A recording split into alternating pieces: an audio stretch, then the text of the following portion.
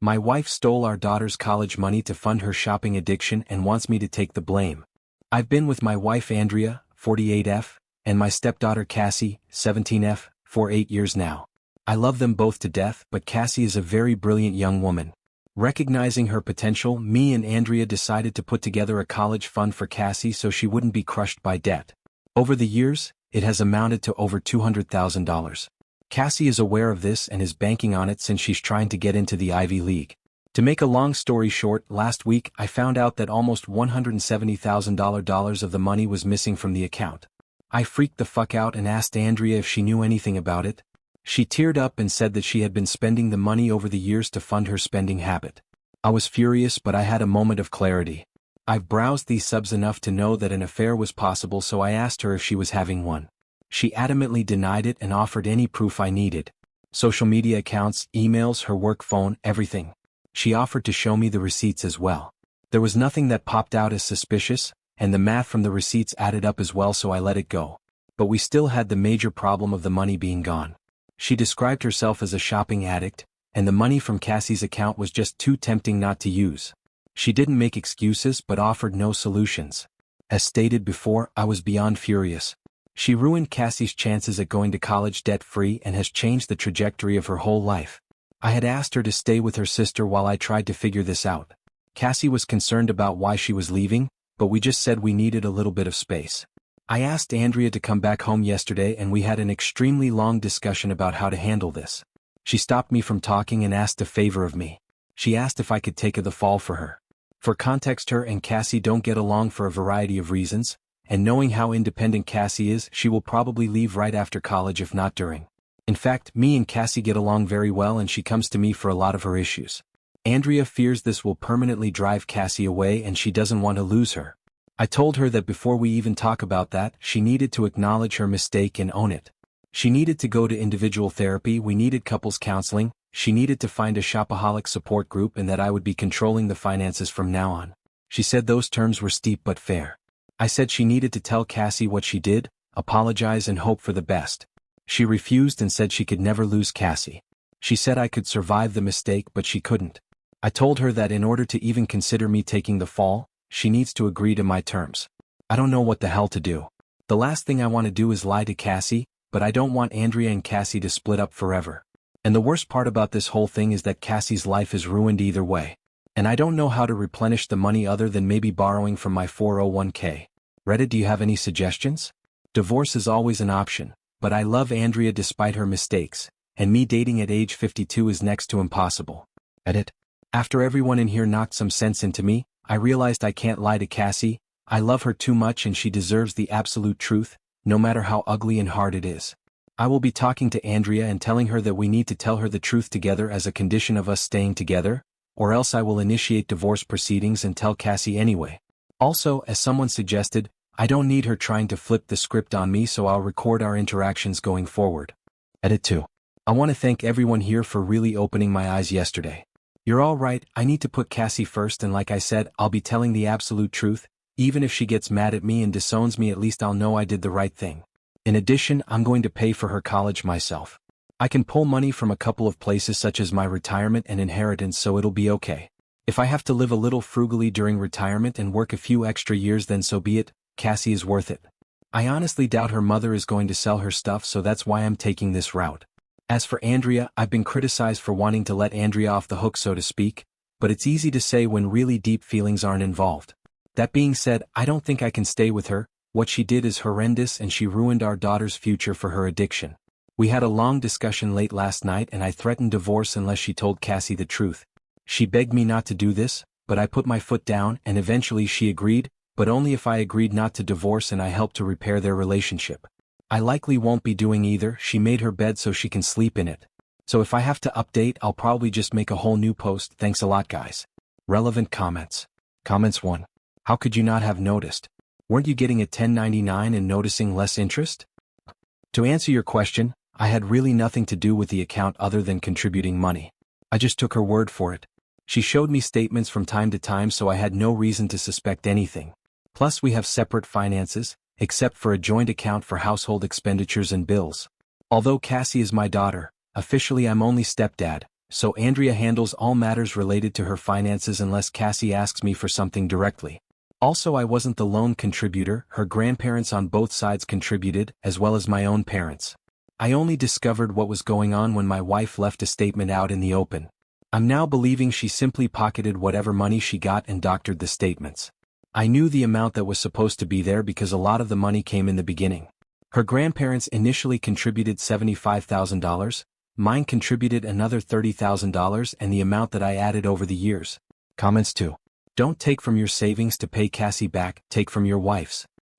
I asked her to take money from her account to pay her back. She said protecting her retirement is important to her and that she could take out a loan since her credit is excellent. Surprisingly enough, she doesn't run up her credit cards now. I know how. Also, I'm hesitant to do this. I understand everyone wants her to fry for this and I do too. However, if I'm to stay with Andrea, I don't want her to have to continue working until she's dead. I would like to enjoy our retirement together. My retirement is very healthy, plus I have a few investments and an inheritance. I could survive the hit. The most important thing is Cassie gets to go to whatever school it is she wants and not have to worry about it. The comments are right. I'm not letting Andrea off the hook. She's going to pay for this and she will be telling Cassie. Comment 3. Why Andrea and Cassie don't get along. Andrea is a widow, and Cassie took the death of her father very hard since she was so young. According to Andrea, a lot of their problems started there out of grief and anger. Then Cassie grew up and she's developed into a bit of tomboy. Andrea is a kind of a girly girl and doesn't relate to Cassie dressing up tomboyish. They don't agree on much. Cassie wants to be a physicist. Andrea wants her to do something that has more money-making potential. Plus there's usual teenage daughter and mother strife. They have screaming matches that I have to intervene in. Update. I won't be staying with Andrea. After my final update on the original post, I talked to Andrea deep into the night. She went back and forth with me on admitting to Cassie what she did.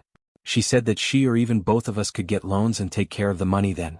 I said she had a problem and she needed to make amends, which was a talking point from here. When I threatened her with divorce, she agreed to tell her so long as I don't divorce her. I guess she's afraid of losing everything. That afternoon we sat Cassie down and told her the facts. She thought we were just kidding at first, but when she realized we weren't kidding she got extremely upset. I'll spare you the details, but she and Andrea got into an extremely loud and vicious shouting match. Cassie called her some truly awful names and Andrea, while she didn't curse at her, tried to defend herself but started getting angry at the name she was being called. They were so loud, the neighbors called the police. I had to awkwardly explain the situation to them while hoping they didn't think I was some kind of wife beater. Cassie told Andrea that she never wanted to speak to her again, and that she never wanted a dime of her money and stormed off. I asked Andrea at this point to stay with her sister indefinitely while we give Cassie and me some space. She didn't want to go, she fought me to stay, but I told her me and Cassie needed time apart from her. So she packed her stuff and went to her sister's house. As for Cassie, she went to her room and locked the door. She let me in after I told her that her mother had left. She cried in my arms and expressed that her future was now ruined. I told her it wasn't, that I would cover her college from my retirement, and that I would make it right. She doesn't exactly know what a 401k is yet, but she told me that she doesn't want me to work until I'm 90 like the people at Walmart just because of her. I just told her she's worth it, and that you do stupid things for the people you love. She said that she would start looking for scholarships and maybe other schools where she could get a full ride since she has excellent grades and extracurriculars. I then admitted Andrea wanted me to take the fall for her and that I had considered it, but I came to my senses. She got upset with me and told me that would have been the stupidest thing I could have done. She said she wouldn't have believed I did it anyway, and it only would have made her more upset at her mother. She told me that she doesn't blame me and that she's not mad at me for the money being gone, but she is mad that I'd want to cover for her mother. I apologize for that. We talked and cuddled for a while longer before calling it a night. The next morning I get a call from Andrea's parents asking if the story was true. Cassie had told them the story and they were calling to confirm. I had the voice recordings and bank statement to prove it. They were livid, but begged me not to leave Andrea for this, and to try and help her through her addiction. I told them I wasn't sure about that yet and hung up. A while later my parents called and asked me about it. I confirmed. They were probably more mad than Cassie was, all things considered. They're threatening to press charges. I told them to calm down and that I would handle it. Cassie is doing okay, she's still a little shell-shocked, but she seems to be taking it as well as one could hope for. I made her pancakes this morning and that seemed to brighten her mood a bit. I asked her if she wants to do therapy. She said she'll think about it. I will be doing therapy for myself. Andrea has been calling to talk, but I'm just letting it ring, so she's leaving voicemail. She's offering anything to make it right. Money, sex, favors, you name it. But it's not going to work. I feel horrible for Cassie, and especially so close to Christmas. I think I'm going to get her Billie Eilish ticket since that's her god. It won't make up for it at all, but it could go a long way to helping her feel better. So that's it for now. I guess I'll update if anything further happens, but I think this is pretty much it. Thanks all, you've been a tremendous help. Edit, I forgot to add, I watched my credit like a hawk, so there was nothing suspicious there, but it's going to locked. I'll be going to my accountant next week to have Andrea removed from everything meaningful. Life insurance, will, bank accounts, etc. And I'll be adding Cassie. I've started changing passwords and the like so Andrea doesn't have access. I'm stringing Andrea along with non-divorce until my accounts are secure. Also, from what I can tell, Cassie's credit is okay. But I'll be doing a deep scan and locking that as well. Edit 2. I can't believe I have to say this, but there's a few people saying it's creepy that I'm cuddling with my daughter. If sitting together with her crying on my shoulder and us talking is considered creepy, then sure, I'm creepy. Leave it to the internet to make things weird, I guess. And no, I don't think I'm some hero. I'm just trying to do the right thing. Relevant comments. Comment 1. Don't cash in your retirement, make Andrea sell her stuff. Sorry, forgot to put it in the post. She doesn't want to sell her stuff and is just offering to get a loan. Comments 2. She shouldn't get a choice to not sell. You are letting this woman ruin your future. Why is this worth it? The answer is Cassie. She's smart, wise beyond her years in some regards, but still a teenager in many others. She's very proud and refused her mother's money. I asked her if she wanted the car, she said no. Asked if she would be okay with her mother paying her back, she said no. Like I said in the post, she wants nothing to do with her mother anymore, and that includes her money. That's probably just anger talking, and I'm hoping cooler heads will prevail. But I think there's a part of her that's embracing the challenge of figuring this out on her own, or at least without her mother's money. As for me, if Andrea wants all that stuff so bad that she's choosing it over us, she can have it. We'll be great without her. So in a way she is paying for all that stuff, in the most precious way, with her marriage and most importantly her child. Comment 3. You're letting her walk all over you. Maybe I'm wrong here, but I don't view it as her walking all over me. She's lost her marriage, her daughter, her family is furious with her, and her friends will likely drop her when they hear what she's done, and realize she's not as wealthy as she appears to be. To me, that seems like real consequences. I'm a big fan of The Twilight Zone, and this seems like one of those endings where the person gets what they want, but doesn't realize what they had to give up to get it. She can have her possessions, it just cost her everything to get it. To quote Jake the Snake Roberts, she's a victim of her own greed, wallowing in the muck of her own avarice. Plus she'll likely end up getting sued by my parents anyway. And if Cassie decides she wants her money, then I'll support her fully in getting it. My retirement will be fine. Let's just say my portfolio is very diverse and healthy. Plus I have an inheritance. I'm not bragging, just stating facts. Plus there is the chance Cassie gets a scholarship or assistance. New update. Hello everyone.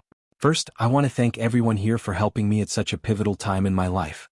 After rereading my original threads, I can't believe how indecisive and weak I came off in them.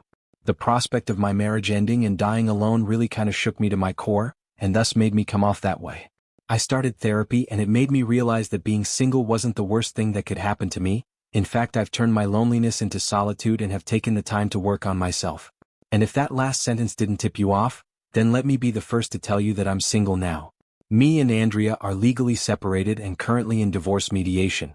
Unfortunately, Andrea is still very much in denial and is trying everything she can to get me back, including delaying the divorce as much as possible so that we can work on our marriage. She claims that she's begun seeing a therapist who's helped her see the problem she has and has gotten her on the path to recovery. I don't know if I buy it, but I told her it's a good thing if it's true. She has also apologized to my parents, hers and her late husband's parents, for what she's done and offered to pay back the money. They've all forgiven her, but are keeping her at an arm's length. She's been desperate to reconnect with Cassie, but Cassie has kept her word and decided to never speak to her mother again, or at least until she's ready to.